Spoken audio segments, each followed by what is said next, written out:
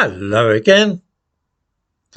As I'm sure that most viewers know, Thursday marks the beginning of a month-long celebration of homosexuality and various other minority sexual practices. This doesn't affect me personally because I neither engage in such activities and nor do I have any negative feelings towards those who do. I'm not sure why anybody would need a month to focus upon their sexuality, but there, if people wish to do so, who am I to stop them? One aspect of the business, though, does puzzle me, and that is the claim that making a fuss about homosexuality and transsexualism will make our railway stations safer. This is counterintuitive. The dangers which I apprehend in a station late at night are things such as being mugged or perhaps falling foul of a crowd of rowdy young men out for trouble. For women, of course, the threat of sexual assault or even rape is a concern. It is freedom from this kind of thing which most of us feel would make a station safer, rather than a display of rainbow flags.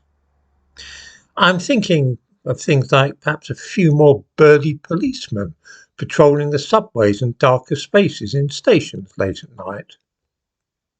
All this takes money, though, and Network Rail, who run stations in London, have come up with another, quite a different and, dare I say it, cheaper way of keeping us safe.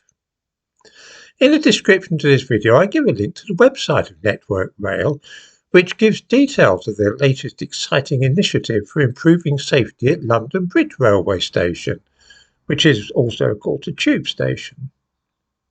The intention is to make sure, and I quote, that our stations are safe and inclusive environments. The thumbnail to this video shows this new safety measure, which consists of fixing a bewildering array of flags relating to sexuality around a concrete pillar.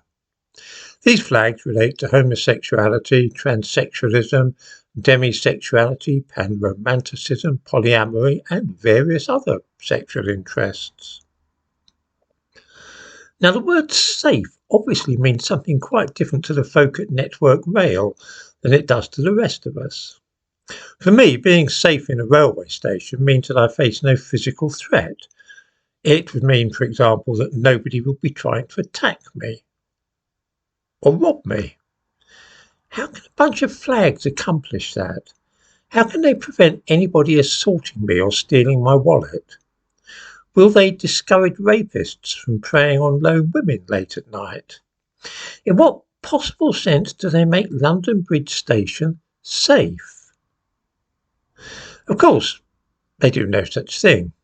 They're a cheap publicity stunt, which means that money will not have to be spent on measures which would really make the station any safer. There are often assaults and robberies in and around London Bridge Station late at night, but dealing with that would require money and actually doing something. This way, they can invite photographers and journalists round to see this pillar, and it looks as though they are doing something. It is, to be honest, a pretty brilliant gambit, and I'm sure, dare say, most of us would agree there. Speaking though for myself, I rather think that if Network Rail spent a little less time celebrating sodomy and sex changes, and just a little more in thinking about ways that they could really make people safer, it might perhaps be better for us all.